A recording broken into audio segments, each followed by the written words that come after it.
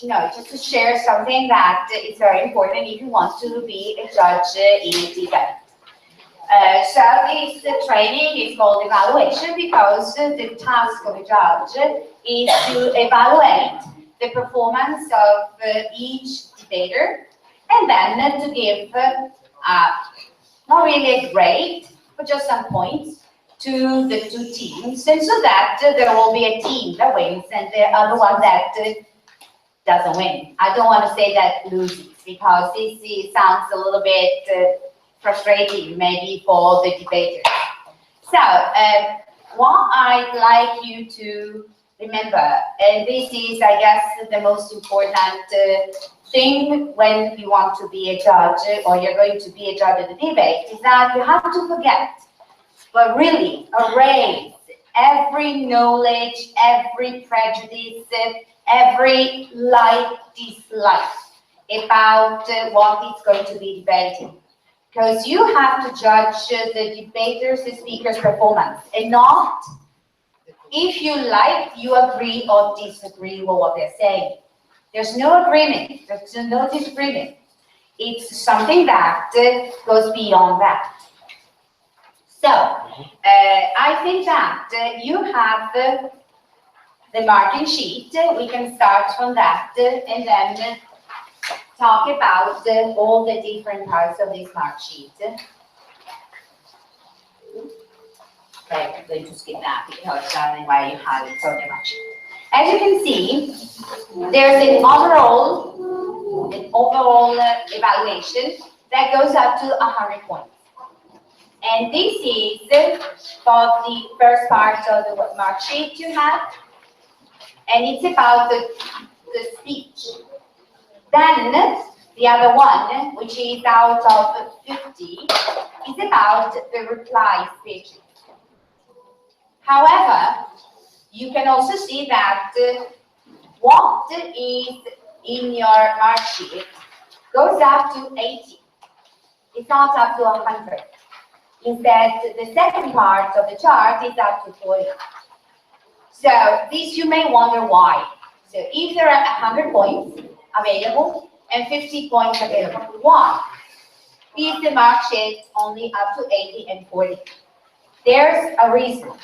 And also, by looking at the lowest point, this is 60, and the lowest is 30, it's not 0. But this has a very important meaning behind it. So let's consider that a team is really good, and the other team have a poor performance. The evaluation between the team that had a poor performance and the one that had a very good one, if we calculated the points starting from 0 to 100, this difference, the gap between the ones that were good and the others who were not so good, would be very big. There could be a team that scored 30 or 40 and the team that scored 90. The goal of the debate is not to make speakers and the students who put so much effort. Believe me, I did all the preparation with the students, and it's a very hard work they have to go through to be ready to debate. It's not something that you make in a couple of hours. It takes so much time and effort. So by giving such a low grade, and by underlining that there's so much difference between a team that did well and the team that did not do so well, would be very frustrating for the students. They may feel very unhappy, and it's a way also maybe to make students leave the team and leave the debate, because they may think that, oh well, now we got such a low grade, and maybe I'm not good at that, so I should do something else. But we do not want students to drop out. We want students to participate, to join in, to become debaters, to make the numbers of students who want to be debaters be bigger and bigger, not smaller and smaller.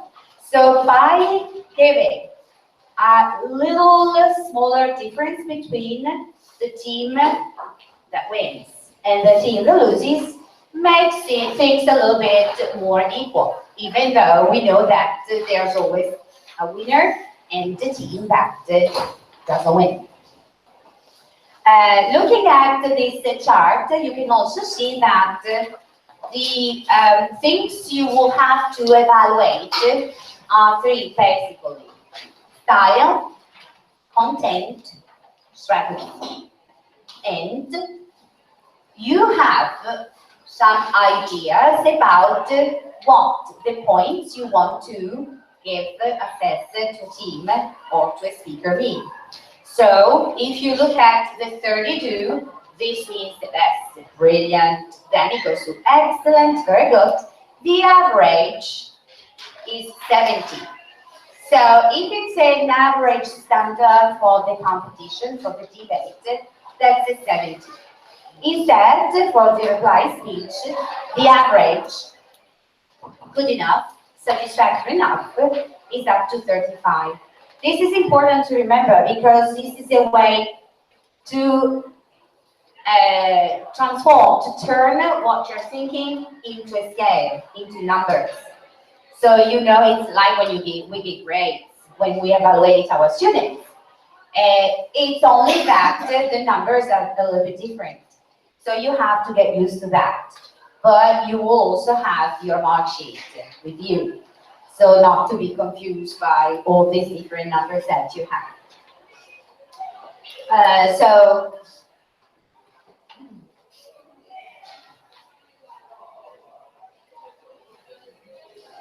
Okay. You may wonder why. Why is it important to have a mark sheet? So can I just say, okay, it's good, or yes, so the style is satisfactory or excellent? As you know, for every competition, and here it clearly says that they impose standards. So this is the reason why this mark sheet exists, and it's used by all judges.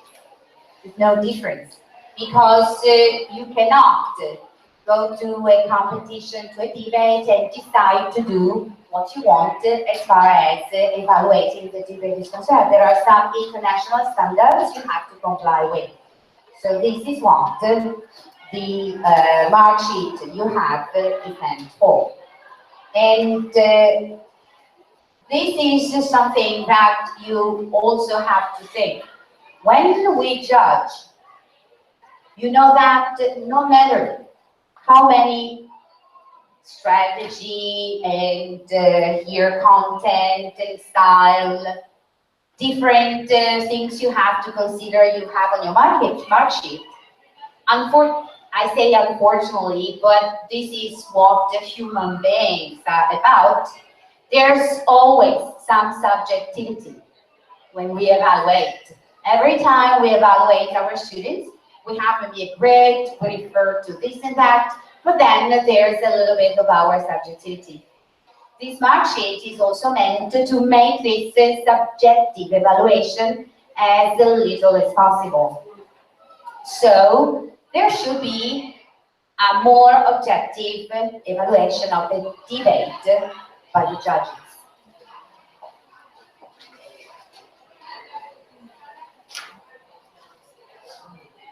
So now, let's analyze the different parts of the mark sheet.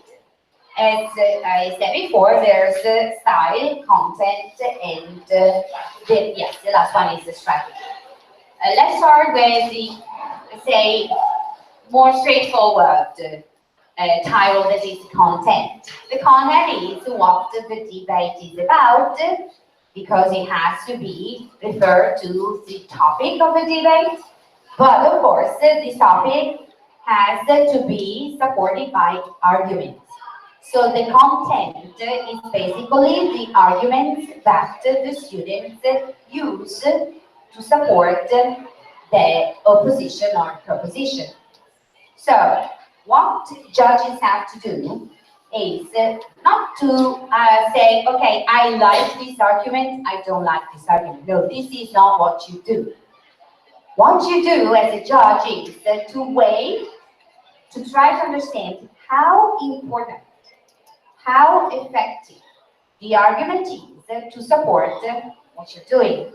So if you have the opposition, you choose arguments, and the judges have to evaluate the weight of these arguments. So let's just think of a very easy topic. So the motion is golf a sport? I choose golf because I play golf, but it's also because a lot of people may think that golf is not a sport. But no matter what people think, here there's a debate, and we have to debate about being a sport or not. So what do debaters do? They look up information and everything. They may have a lot of ideas. Then they have to be so good at choosing the best idea to support what they are saying. If I'm the opposition, I would choose something that proves that this is not. If in proposition, yes it is. I have to choose something that proves that golf is a sport. So let's say that if I say golf is not a sport because it's not played by many people. Do you think that this would be a good argument? No, because it doesn't prove actually anything. This may be because golf is expensive, and so people don't play it because it's expensive, not because it's not a sport. Or maybe because people live in places where there are no golf courses available. So this would be a very weak argument. Instead, if I say, for example, that it's a sport because when you play a sport, you train your muscles, and you also have to train your psyche. So you have to be mentally ready to play a sport, especially if this is in a competition. So this will be a good argument, which has then also to be supported by data, by quotes. Who says that? Not me, because my opinion counts 0.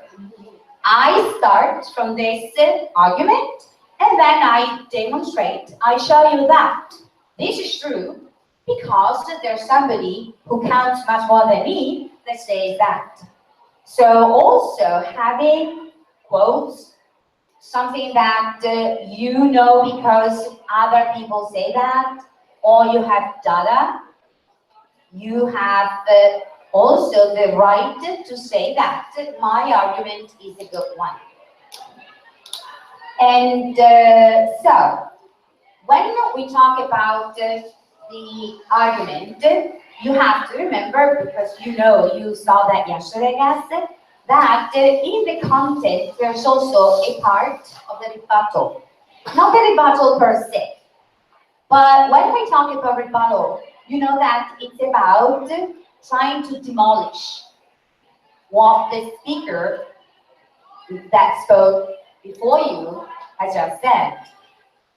So when we talk about rebuttal, you have also to be able to understand whether the team who is rebutting is doing that in a good way. So what the team says plays a very important role in the content, in demolishing the content. Rebuttal is a very important moment during the debate. And it's also the most difficult one, because you know that you may imagine and think and predict what the other team will say about your argument, but sometimes you get a little bit puzzled by what they are saying, so you are not prepared. And it's also hard to be able to rebut, because it's done in the moment when after the speaker of the other team has just finished the speech. So it's Not really. When we are talking about the importance and weight of an argument, this is not to be judged by the fact that the other team has been able to demolish this argument. An argument can be good or weak per se. It doesn't have to be compared to what the other team says about the argument itself. So an argument can be a very good one, but the other team may decide not to rebut this argument and say something else about another one. So every argument has to be considered per se and analyzed so that the conclusion is. So what you have to evaluate is whether this argument is strong enough to support what their motion.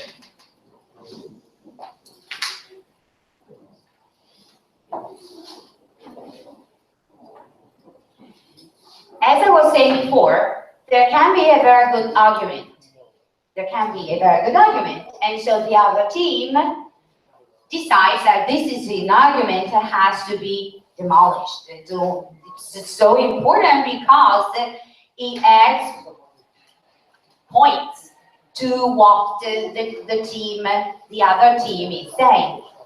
However, it may also happen that there's a weak argument. An argument is saying, oh, come on, like the one I said before, golf. Golf is not a sport because many people don't play this. Played by very few people. This may be it. You say, okay, this is a weak argument because this is nothing. It doesn't prove anything regarding what had the motion. And this is a weak argument. The team, the opposing team, decides not to say anything about that. So this is what happens. The team that used a weak argument still gets appreciation because he said something that it was not really the best argument ever, but the other team did not rebut what they said. So talking about here also in this slide, they use the word sin. So the worst sin is not to rebut a weak argument. It's not the weak argument itself. Also, this is important to remember. So you do not have to, as I said before, you do not have to consider what the other team does. I mean, if they rebut and the rebuttal is good, it's okay. But if they let it go, even if it's a very weak one, it's the team who used the weak argument that gets appreciation. Because it's much worse not to get involved in something that you understand could be a very good opportunity to give you extra points. Because you bring in very important ideas, examples that make that argument sound very weak.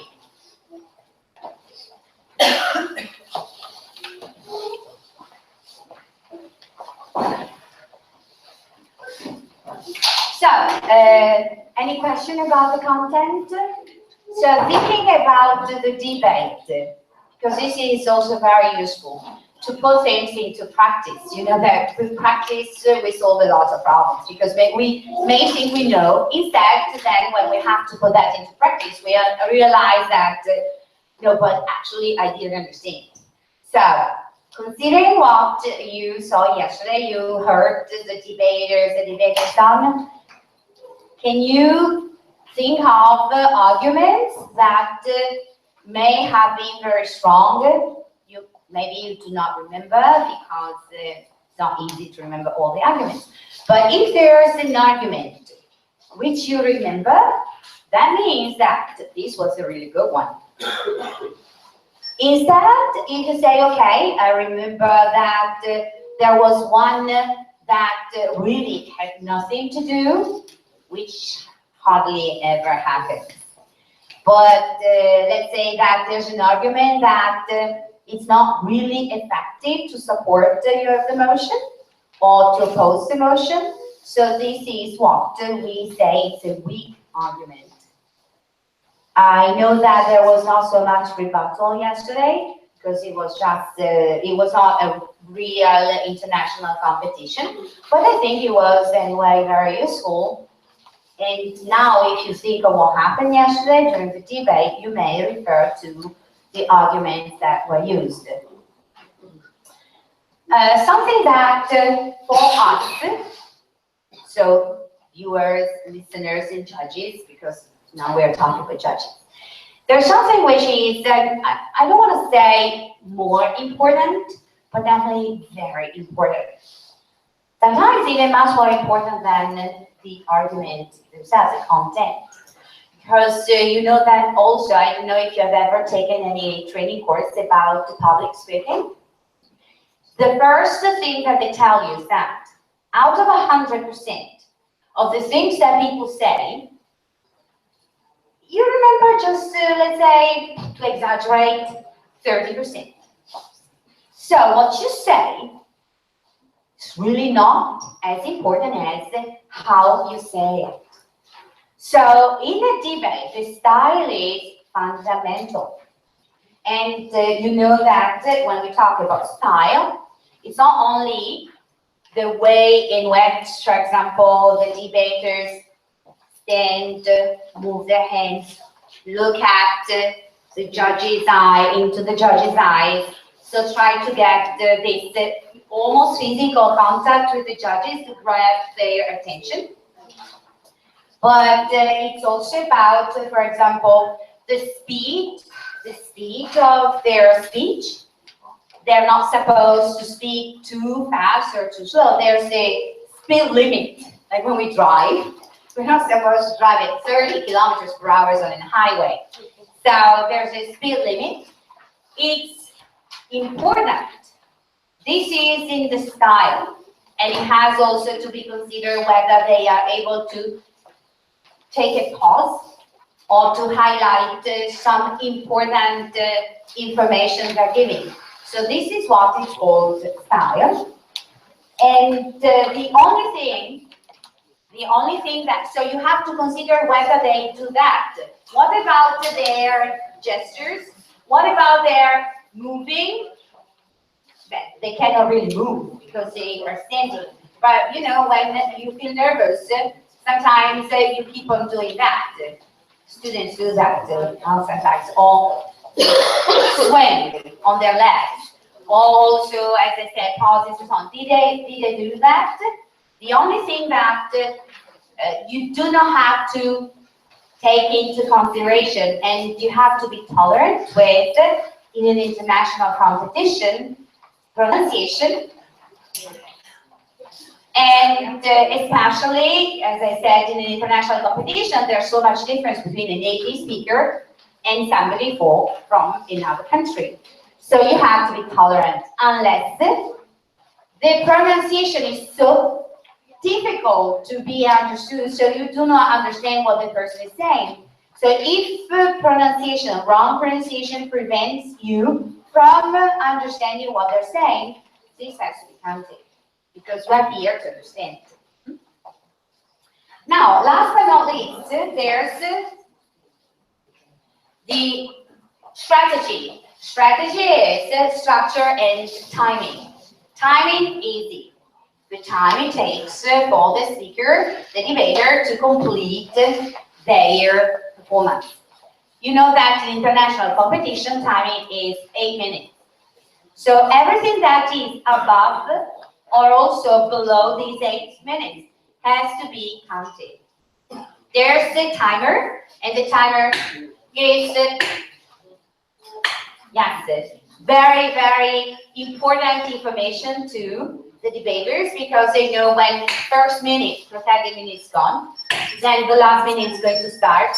Yes, this is a very useful technological tool. It's like the highlighter. I always tell my students to grab the most technological tool you have. and they always look for their iPad and say, no, the most technological tool you have is your highlighter. So this technological tool is important because it tells you whether they are going beyond the time limit, or if you don't hear that and they are done, it means that they haven't used all the time they are supposed to use for the debate, and this has to be counted. Instead, when we talk about the structure is not the content. I mean, for example, talking again about is golf sport. You find that there are 3, 4, 5 arguments you want to present. So the structure is deciding whether to put argument 3, 1, 4 at first, second, because this makes a difference. So this is a strategy. But the strategy is also to make us, the judges and people who are listening to the debaters, logically understand what they want to prove. Because if they are not able to give us and you, everybody is listening to the debate, a clear idea of what they want to prove, you get lost, believe me. After 1 minute, you immediately feel that, oh no, wait a second, what is he going to prove? What is she talking about? I do not really remember the point he or she is making. So this is the importance of the structure. So it's how you connect ideas to another and also arguments to one another. It's really, really important. Logical thinking is at the base of every debate. So if they're not able to make you logically believe that what they're saying is something that is better than the other team, it means that maybe they have missed something in this structure. And also, sometimes we talk about things that are important. There are important issues. It's not about you like this argument better. It's about important issues. So important issues have to be chosen carefully and to be placed logically in your debate. So the last thing I'm going to talk about. Any questions? Yes, maybe I skipped understanding the issues, but understanding the issues just to understand whether, as I said before, what you want to say complies with the topic of the debate, the motion. So this is what understanding the issues is. You have to be able to understand what is really effective, important to persuade. Because here, the debate is not really I know more than you. It's about persuasion. You have to persuade the judges that you say something that sounds much better than the other team for different reasons. Because you said that in a certain style, the content was logical and the structure and so on. All these different things. The last is the rebuttal. I mentioned that before. A rebuttal is a very important moment in the debate because students have to be ready to stand up, and this should be done at the beginning, not after you say something, your argument, and then the rebuttal. No, the rebuttal has to take place immediately after the speaker of the other team has just finished to say something. And sometimes they say that it's a good strategy to rebut the last thing that the speaker has just said, because this is what the judges also remember better. Even if you can take notes and so on, but if there's this straightforward rebuttal, it's really much more effective than going back and say, well, at the beginning of your speech, you said that. So there's an expression that I like, which is cherry-picking arguments. I don't know if you know that expression. Cherry-picking arguments means that you find fallacies. So something that is really weak, something that actually can be easily proved to be the opposite, and so you attack that. And the rebuttal can be also evaluated, or not can, has to be also evaluated. How? So you can rebut only the examples. So the team say, for example, say, no, your example was wrong. Or you can use other examples, but then you understand that the best way is to undermine, to destroy, totally destroy the other side's main point. And this is what the marks are about. If you just say, no, your example is wrong, low mark. If you try to add another example, okay, let's say low, but close maybe to average.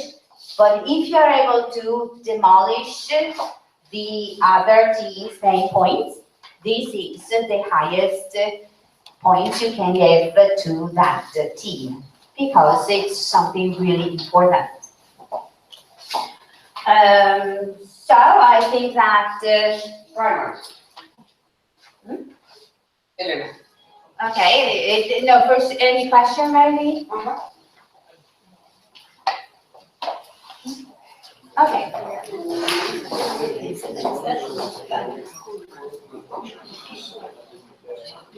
Okay.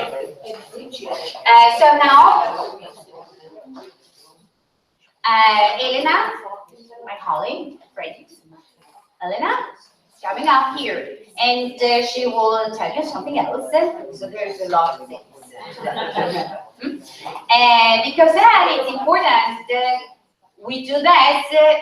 You know that from the schedule you have, you will have to be the judges. So you have to understand how it works, because you will be given a sheet, a mark sheet, and evaluate our students. So Elena now is going to tell you something more about that, but before, no.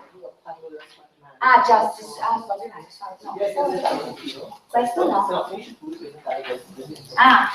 sorry. I thought that she was going to also to talk to you about another sheet, but she's not.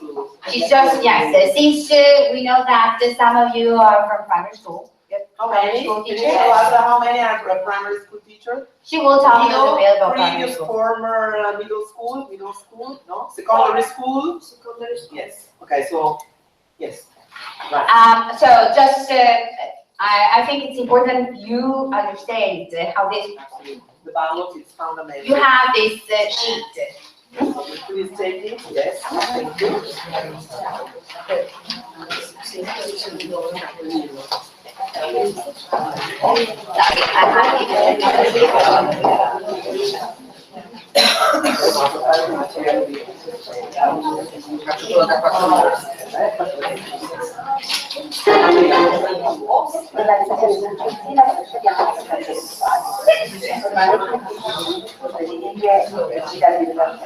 in modo da comporre spazi utilizzati e si Come non si vede?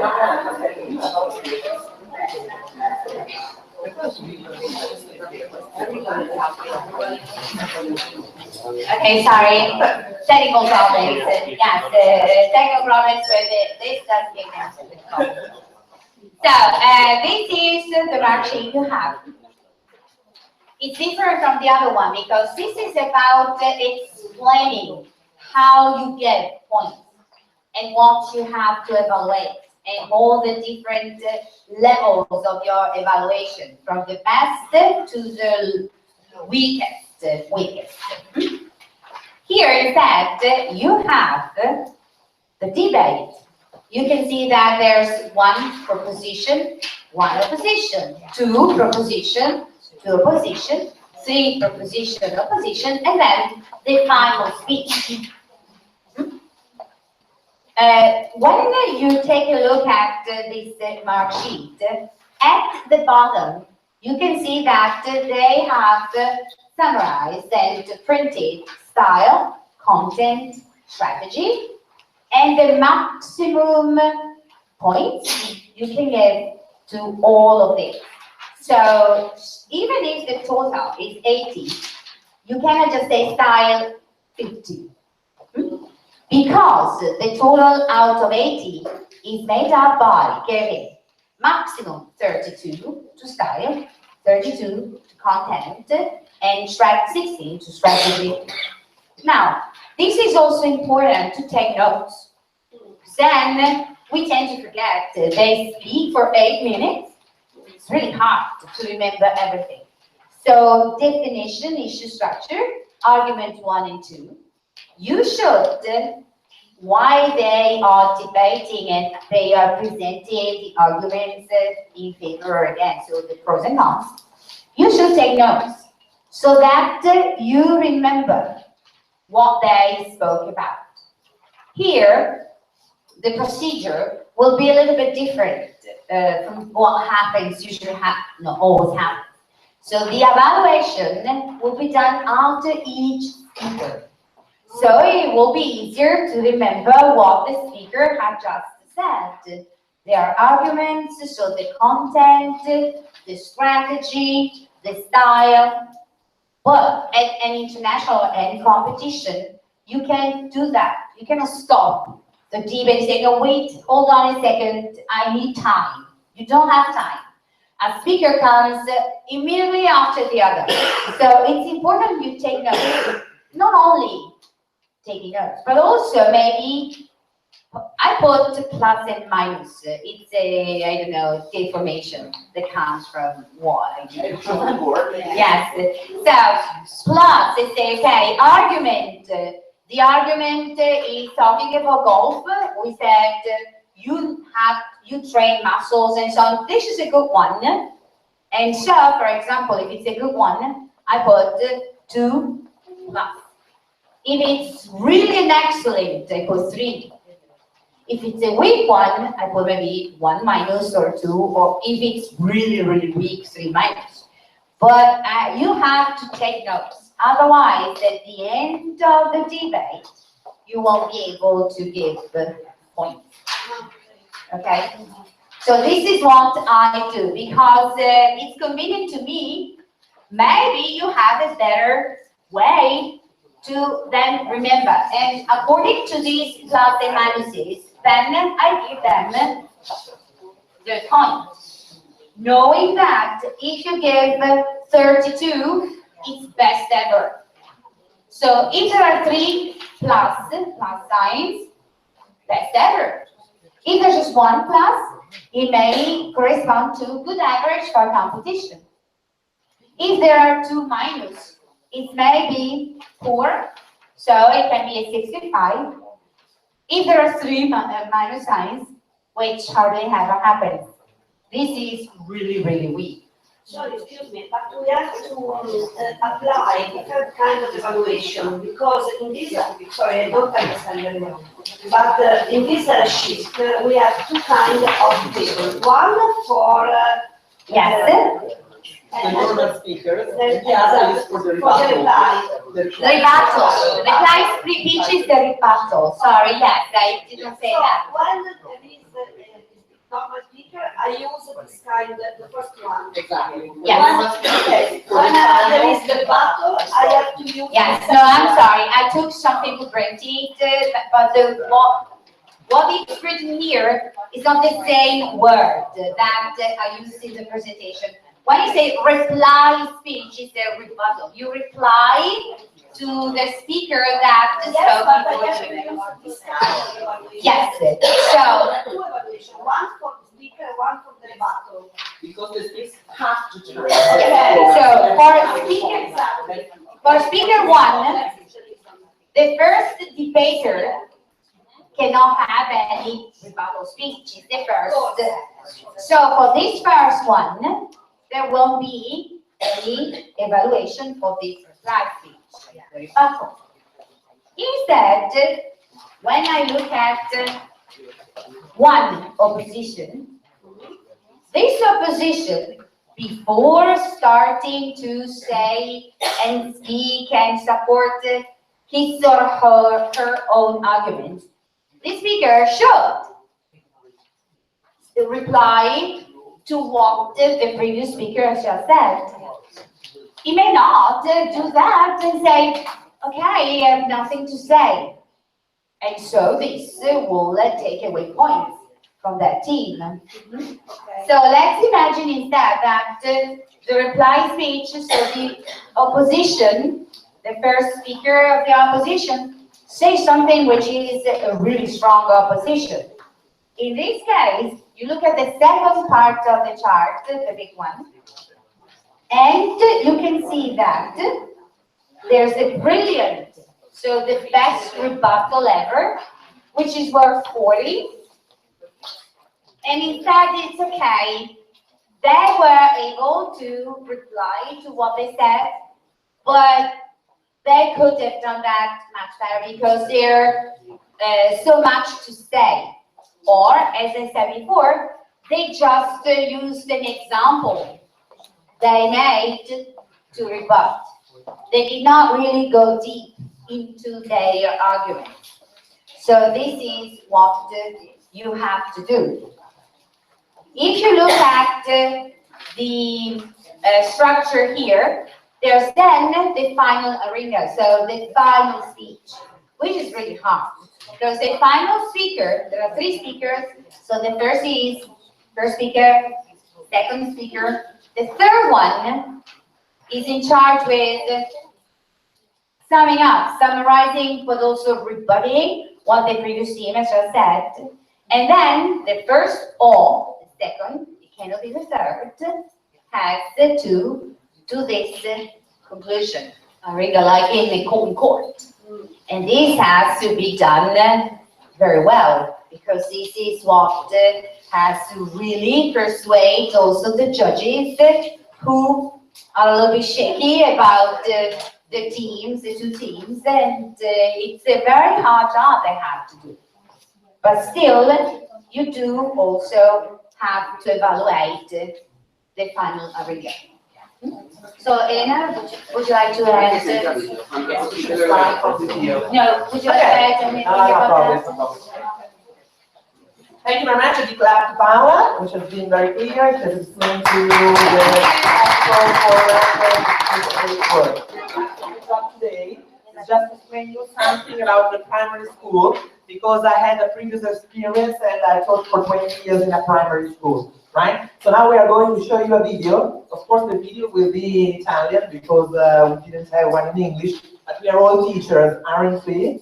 So please just have a look, and then we talk about, and I will describe how to manage a little bit the debate in primary school with children, okay? Valutazione in modo da comporre squadre equilibrate in cui tutti possono partecipare.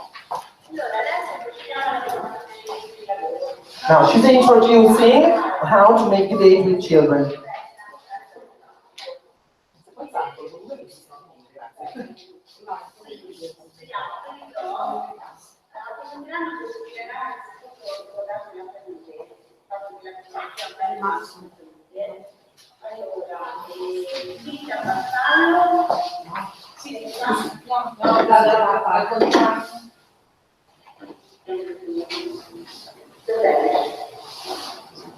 Poi, invece, controlleranno Alessia, Luca e Nora. Okay, so how we can see, how we can see, this is a very guided work. First of all, of course, when you work with kids, the work in the classroom should be very, very guided. Okay? It's not calling one child at a time and showing what are the pros.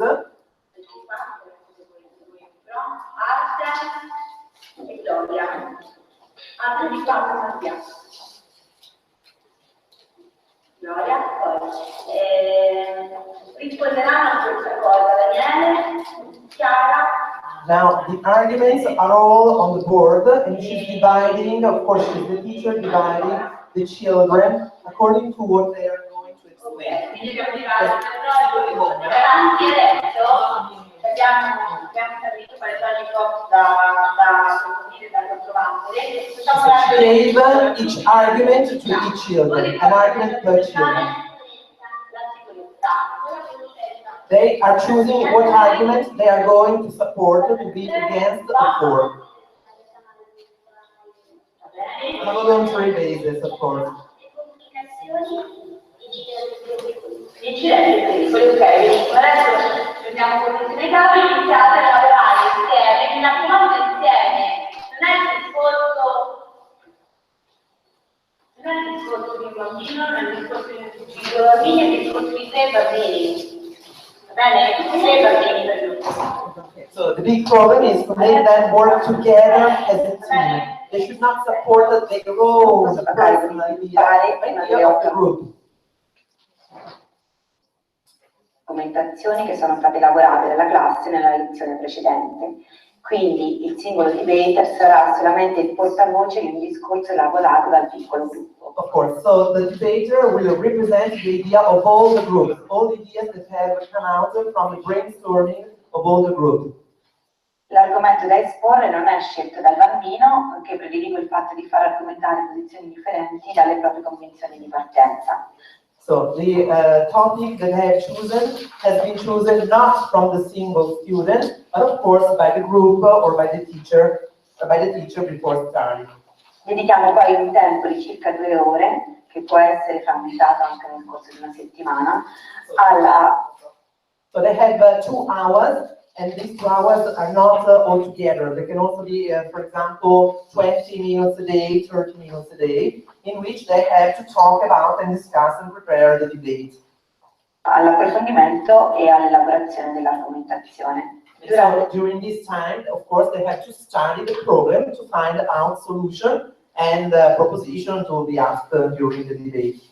E questo tempo i bambini, in gruppo e in maniera del tutto autonoma, preparano un elaborato scritto che serve a fissare i concetti e danno inoltre modo di approfondire ciò che credono sia importante, porre domande, accedere. So they write a brief text because it's important with kids to write down their ideas because for that type of thinking, of course, it would be too difficult to put up such a complicated argumentation all alone. So they need to write everything down. Supervisionati a testi o alla navigazione in And of internet. course the teacher is there helping them, and also they can have access to the internet to find out more information in case they need it. Always supervised by the teacher. Questo può accadere che spontaneamente decidano di approfondire anche a casa And they also can at home work on the topic they have time and they want to. la propria posizione, ma non avviene quasi mai su mia richiesta. L'esito di questo processo è la produzione di un discorso con il quale il debater, portavoce del gruppo, affronterà il dibattito. Right, so at the end they will have a text, and this text will be exactly the text the debater, representative of that team, will then tell to all the audience, okay, during the debate. È ovviamente sconsigliato imparare a memoria il discorso, ma of course they shouldn't learn it by heart. Of course, this we know, of course, out of our experience, and they should sound as more natural as possible when giving their debate. Utilizzare la traccia a supporto del momento del dibattito.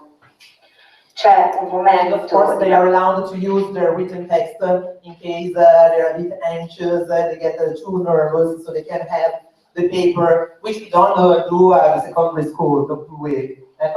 So they should sound very natural when they are presenting, they are not using their notes.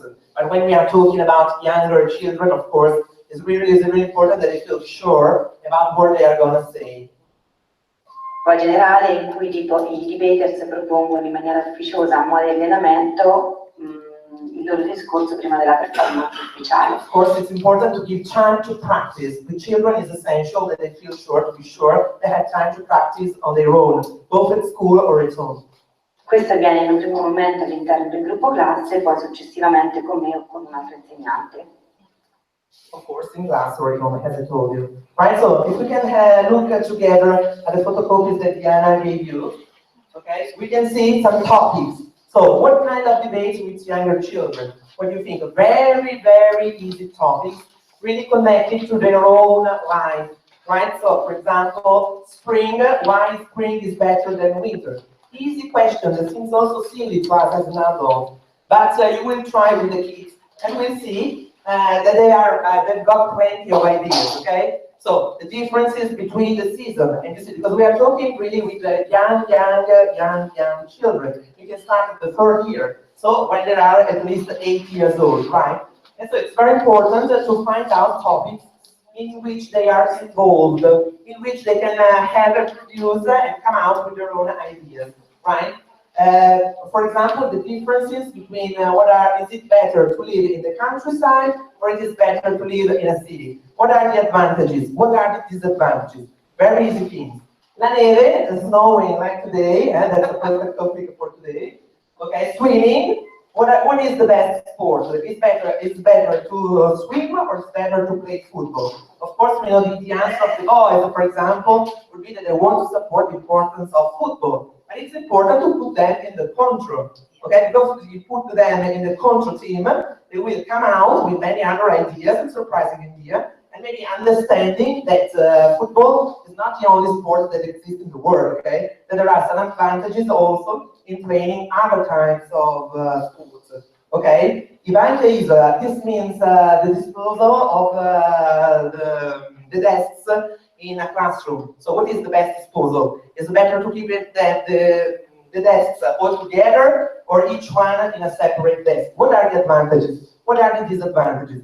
And in this way, they may also understand something related to their own life at school. Why does the teacher keep the desks all together? Why are you sitting separate?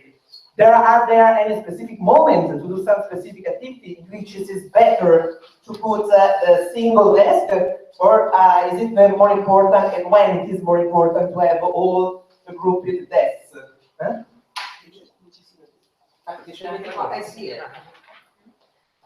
Okay, then the carnival. So let's talk about, for example, with the festivals. We know that festivals are really, really important topics to talk about with children. So how is carnival? What is it there?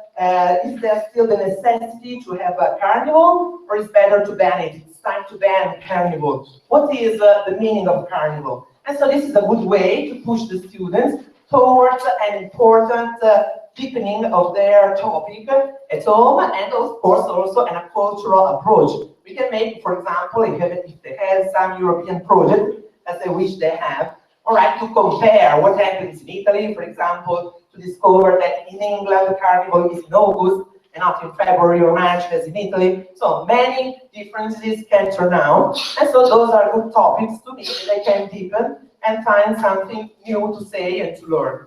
Okay, then the importance of having a break.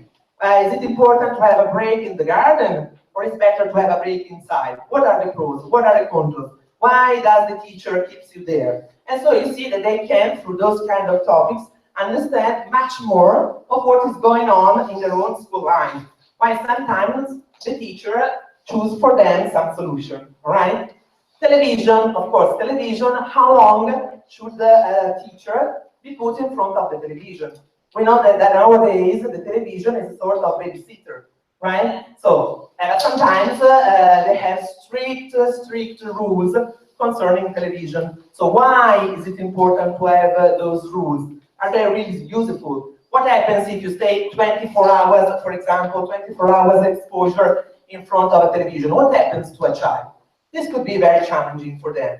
Of course, the same thing is valid for technology and video games, okay? And then the importance of being only child. I don't know in your countries, but in ours, in Italy, we have the problem that the majority of our children are nowadays only child, right? So they tend to be quite, with many socializing problems and that kind of stuff. So it's very important to see what is their opinion about it is better to be only child or to have some brother, sister or siblings, right? La mensa scolastica means the canteen. This is another very interesting topic because, as you know, I don't know what happens in your countries, but in mine, children hate, the majority of children hate to have to eat in the school canteen. They refuse to try the food. They want always to eat something which is not good. So it's also important to see their opinion and to make them understand through this kind of topic how important it is to eat, for example, healthy food, or why healthy food is it served in the canteen. Probably they even know what an healthy food is. So they are going to discover, they are going to find it out, okay? Then pets, this is another very nice topic. Is it important for a child to have a cat? Is it better, are better cats or dogs? So for example, this is a debate that always involves a lot of the children, and they have really funny sometimes ideas, and they also have some interesting explanation to that kind of topics, all right? Then l'uso del grembiule means the uniform, okay? So we know that our students hate to have to wear the uniform, but it's also interesting to make them understand why they should wear it. So it's interesting to put them into the pro or the control team just to see how they can support such a type of ideas.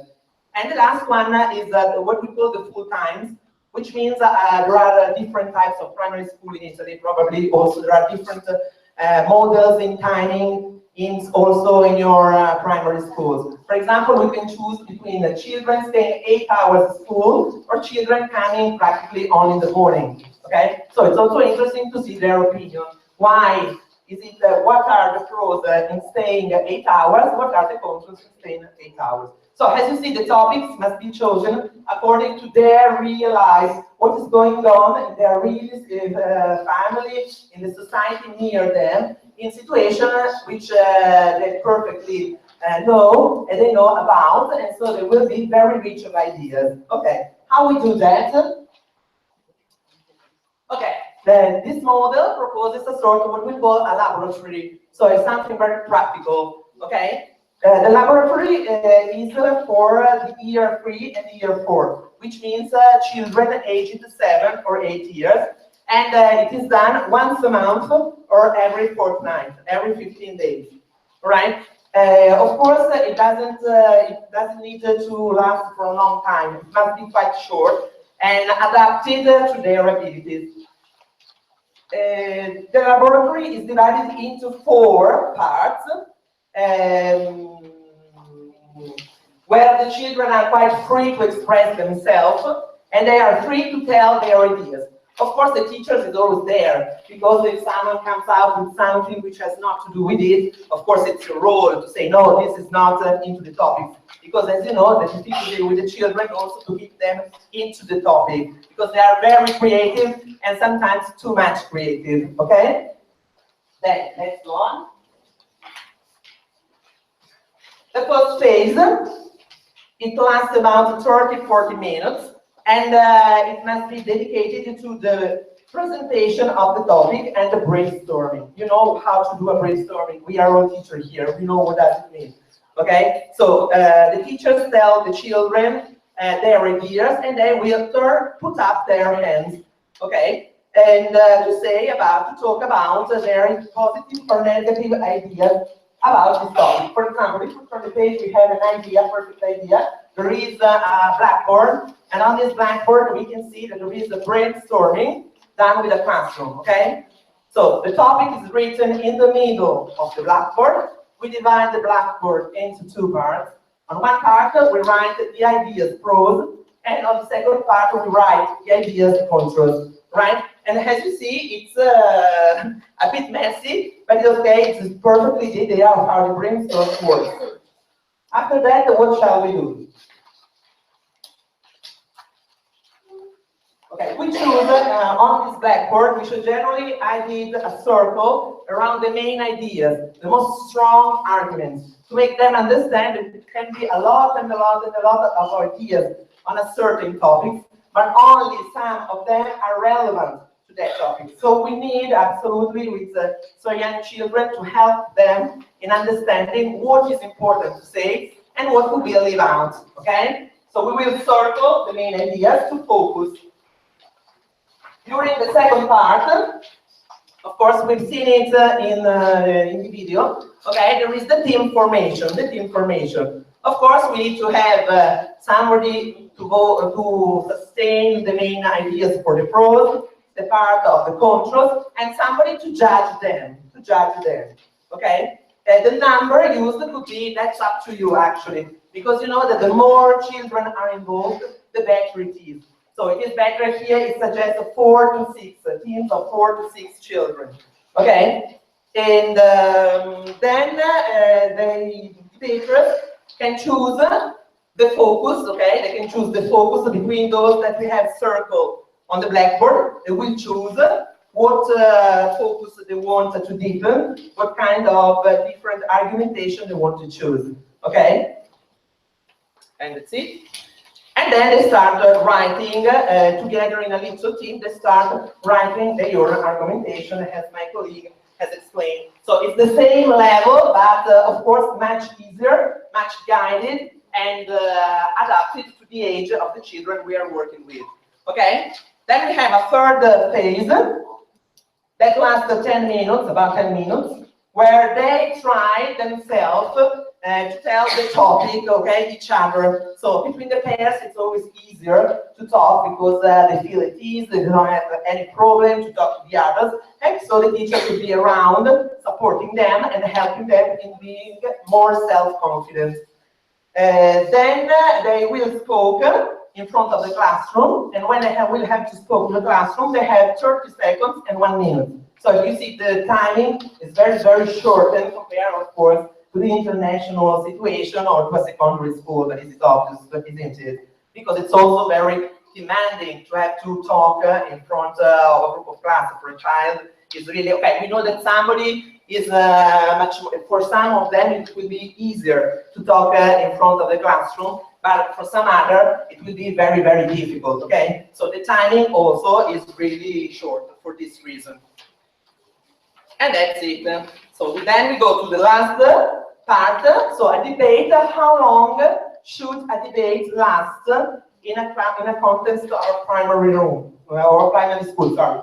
It should last about 5-10 minutes, no more than that. And then, of course, all the other people judging should say something. Generally, it is better always to try to involve the whole class. So the whole class will be the judges. But you will ask to the other children assisting to the little debate to give reason why you have voted for him and not for her. And try to be to render this as objective as possible, which is to say that the children, of course, generally do not listen too much to what one debater is saying, but he just votes out of the sympathy of how nice he is, how they are friends, etc. So this is the worst part, to make them objective, okay? And so it's over, right? That's it. Thank you for your attention. They're very interesting, and this is the reason why the debate is so important in schools, because it can be a very important way to make children work in different way, but also to understand what's going on around them. Because if we say something, it's always wrong. If they do it and they analyze what they have, the problem or any decision, this makes a difference. So, unfortunately, we're not good debaters because we are over time. So, the bell should have rung so many minutes before. Here's Sinea, another colleague of ours, and he will be in charge with the role of the speakers. He will have 10 minutes. Yes, because then after these 10 minutes, we'll have our debaters here and the debate will start. We're very excited about that. Okay. Hello, everybody. First of all, forget my terrible English, please. So I try to be very, very brief because we are late. So first of all, I try to be very schematic. So I try to explain the role of the speakers in debate. In a debate, you know that we have two teams: the opposition team, the proposition team, and the opposition team. And you know we have 6 speakers, 3 speakers for each team. But we don't have 6 speeches in a debate, because we have 8 speeches in a debate match. Because at the end of the 3 speeches, 3 for each team, we have 2 reply speeches. So the reply speeches is also called a riga, 1 for each team. You know that every speech use 8 minutes, and for the Ringa we have 2 minutes for each team. Now, let's see the rules for the organization of the match. First of all, the match starts and finishes with the proposition team. So, after the third opposition speech, there will be the reply speech, the Ringa speech of the same team. So, the speaker of the reply speech, the speaker of the Ringa, cannot be the third one speaker, because it could be only the first one or the second one of the team. Now let's see to speak about of the role of the speaker. The first speaker of the proposition team has 4 big aims. First of all, he must define the topic. He must define the motion. For example, if the topic is "This house would ban the animal testing," it's important that the speaker describe, make clear the problem, the borders of the problem. Explain, for example, what's the animal testing. Or for example, if the topic is "This house believe Tennessee is correct to protect teachers who wish to explore the merits of creationism," it's important that the speaker describe very well the meaning of the creationism. Another example, if the topic is "This house believes that capitalism is better than socialism," it's important to distinguish the contents of the capitalism and the socialism. So, the first aim of the first speaker is to define. The second aim is to outline the proposition case. After that, he must announce the case division among the 3 speakers of his team. So, he must have an abstract for all the speeches, saying, for example, "My mates will describe that, my mates will demonstrate that." After the first proposition speaker, it's time for the first speaker of the opposition team. And the first opposition speaker has 2 important aims. Explain another time the definition, but more important, to explain the difference between the 2 team cases. This aim, so the explanation of the differences, it's very important for the judges to understand very clear the different sides, the different positions of the 2 teams. After the definition of the motion and after the explanation of the differences, the first opposition speaker can choose 2 different ways to go on, depending on his aim. For example, if the aim of the first opposition speaker is to rebut the first proposition speaker, he can go on in the same way of the first proposition speaker. So, outlining the opposition case, announcing the case division, and presenting his part of the case. Otherwise, if the aim of the first opposition speaker is to present an alternative case, not to rebut the other one, but to present an alternative case, he must outline the opposition rebuttal case. But after that, it's important to expand, to stress the alternative case. So, the first opposition speaker can choose two ways to go on during his speech. So you can choose to rebut or to propose an alternative case. After the first speakers, it's time for the second and the third speakers. The second and the third speakers, the third more than the second one, must use a lot of time to another important, very important aim of the debate. So it's important to attack the other side. The attack will be the main aim of the second and the third speeches. The second speaker of both the teams have, like the first one, 4 big aims. Defending his ideas, his arguments for 2 or 3 minutes. After defending his position, to rebut the opposition attack. A position attack arriving with the point of information. And the rebut is for 2 or 3 minutes, or less. After defending, after rebutting, it's important to proceed with the new arguments and new ideas for 2, 3, 4 minutes.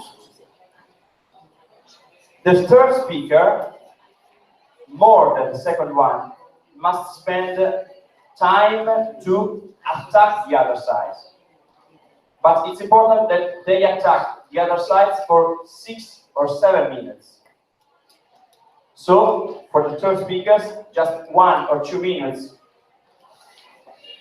Just the third speaker has 1 or 2 minutes to present new ideas, new arguments. Because for 6 or 7 minutes, must attack the other side. At the end of the 3 speeches, we have the aringa. 2-minute speech for each team. In the aringa, it's important to make a big overview of the issue of the debate. It's important to summarize all the speeches of our own team. And it's important in the aringa to avoid to trade details, other ideas, other arguments, because the very important thing is to make this big overview and to summarize all our own position. Any question? Okay. Okay. Thank you.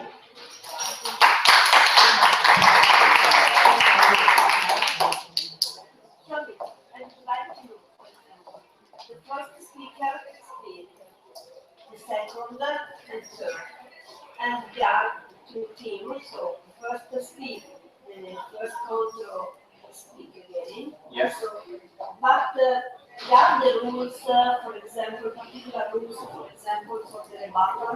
Yeah. Or not? Yeah. No. We have the rule for the rebuttal because every speech. Every speaker has 8 minutes for one speech, and during the speech, the first minutes and the last minutes are protected. So the point of information, the questions, could be posed between the second and the 7 minutes. So in the first and the last minutes, it's possible to make question to the debate. Okay? How much the rebuttal has a time? Yes, more or less, no more 15, 20 seconds. But the speaker can The speaker can stop. No, it's not obliged to accept the question. It's possible to stop the other speaker and to say, wait a moment, that I finished my speech. But the speaker has to listen the rebuttal. No, it's not obliged to listen the I can rebuttal. say no, I don't want to. Yes. But it's not polite. No, it's not polite. Oh, it's polite to accept one point of information. It's not polite. It's not polite to accept 3, 4, 5 questions. But it's important that the judges write down when the speaker doesn't accept many points of information, because it's very impolite to doesn't accept the. Sorry, in the international competition, Yeah. For example, the team go together to Yeah. the international competition. When they know the content of the discussion. Bad. Sometimes we have a competition called impromptu, because the speakers know the content 15 minutes before the competition. There are other competition when the content is known 2 weeks before. So I cannot understand very well the procedure. For example, if I would like to make a competition, for example, I have to prepare myself, my two teams, 2 weeks before. Yeah. But the team with control, they know what the other team is doing or not. No. They don't know anything about No. Yes. Okay. And when you have a competition called impromptu, you know your position, so you know if you are pro or contra. But in the other case, like in this case, the speakers know one hour before the position. You said it was impolite not to answer the Yes. question. Is it impolite, or it weakens your argument because you're not answering? It's not very polite to not accept But is it just, 1 or 2 questions. but is it just to do with politeness, or to do with how strong you are at answering the questions? You understand? Does it affect your evaluation? Because if you can't answer, that's a negative for you, rather than being polite or rude. Do you understand? Maybe it's the wrong word. I don't know. That's what I want to know. I don't know. Jana, help me, please. Now let me So it's part of a rule.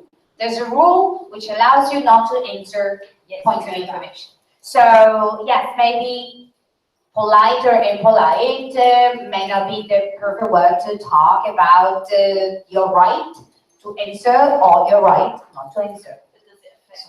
No, it does not, because this is what you are allowed to do.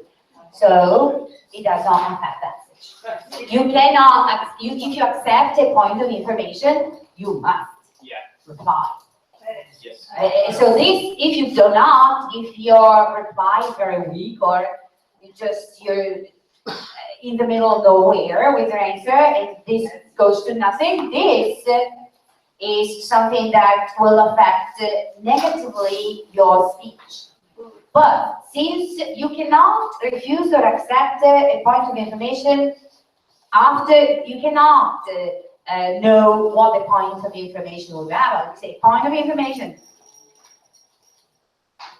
means that you're not accepting, yes, and you answer. That's it. But it doesn't affect the evaluation because you're allowed not to accept it. Okay? It's not about being polite or impolite. Well, you can also do that. Yeah. No, it's not. It's a lie. You do that, it says, don't bother me, I'm saying something that is important. I understand what you're saying about the rules, but if someone is not accepting it because they feel they may not be able to answer, sure. But how do you know that? How do you know that? You don't know. It's not our business to It's not. analyze the reason why they're not accepting it. Doesn't matter. But when they accept the point of information, they must be good at giving an answer. Because if they're not, that will be very bad for the team. So this is what they can do. And also doing that is permitted. So that's it. Okay, so I think that it's time to have the teams here. Please, debaters, take your seats.